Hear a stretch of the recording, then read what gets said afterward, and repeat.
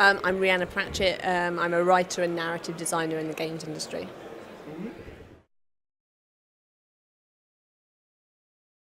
A lot of hard work and a lot of working for much smaller games beforehand. So I started out as a games journalist in about '98, and then I moved into the story side of things in about 2002, 2003, working for Larian Studios, who they do the Divinity Original Sin games. This was back on a game called Beyond Divinity, and I just worked up from there. So I was a story editor for their game.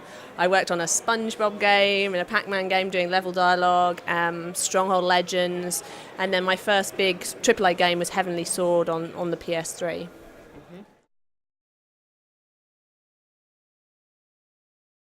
Well, usually it will be the developer rather than the publisher, but obviously the publisher will be involved. The bigger the game, the more people there are to kind of have an opinion and kind of want their vision put across.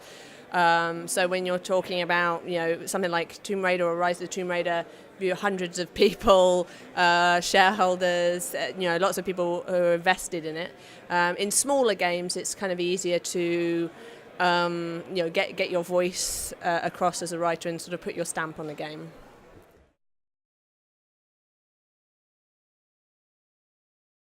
I like adventure, sort of action adventure, really. So I grew up on adventure games. I love those.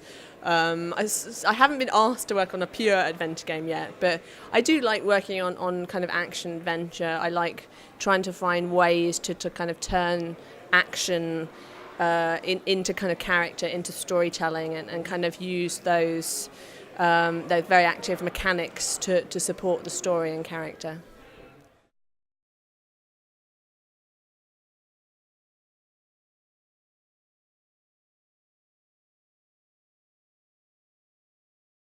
I think we are starting to see games move that way and focus on world building and character building relationships.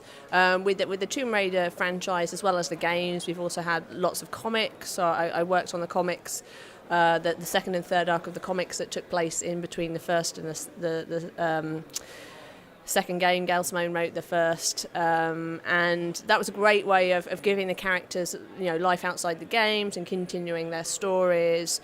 We worked a lot with characters who were in the first game but maybe didn't get that much on-screen time, and so that we could develop it and create new adventures for Lara that would then fold into the second game, into Rise of the Tomb Raider.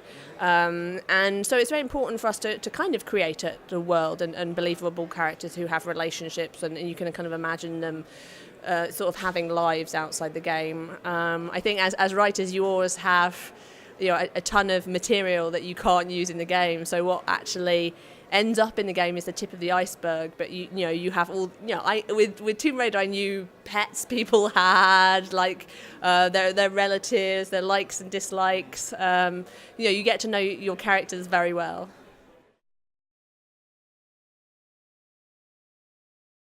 Depends on the kind of game I've been brought on to, when I've been brought on, how much it's been designed, the time and the budget involved. So I can have more input on that with smaller games and smaller teams. Something like the Overlord games, for example, I work very closely with the level designers on that, and I could kind of work one-on-one and develop scripts specifically for their level that supported what they needed me to do, and in turn they could use their level to support narrative. With bigger games, hundreds and hundreds of people, there's lots of layers of kind of people doing that, and you've got sort of people who are there specifically to kind of bridge narrative and design, called narrative designers. And so I don't tend to get that one-on-one working time with say level designers that I would, but instead I will work with narrative designers, the audio department, creative directors, just sort of trying to communicate the vision and the kind of tone of the game, really. So it can depend. Your job can sort of vary wildly depending on what kind of game it is. No two projects are the same.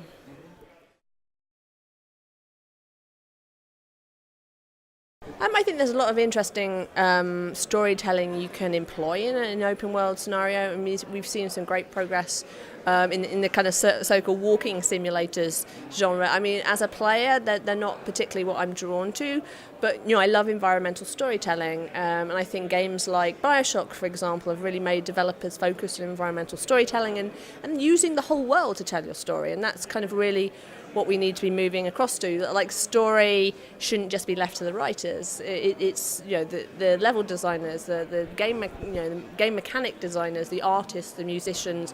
Everyone has a role that can support story, that can create a kind of cohesive world and vision. So it's not just up to the writers; it's up to everyone.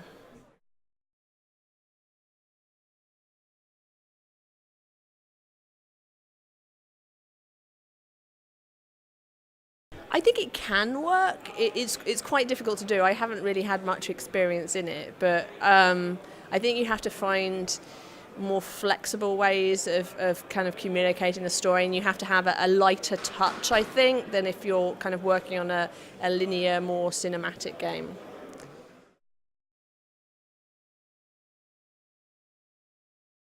I'm working a lot outside of games at the moment, so I'm still doing some work in games. Unfortunately, I can't talk about it at the moment, but I'm doing a lot more work in film and TV, and just sort of expanding my skills as a writer. I work freelance. I'm not an in-house writer, and that means that I kind of give up power for freedom. But with that freedom, I get to work on different types of games, in film, in TV, in comics, and I think that sort of strengthens me as a writer, and it means I can draw upon all those sort of storytelling techniques and bring them back into games.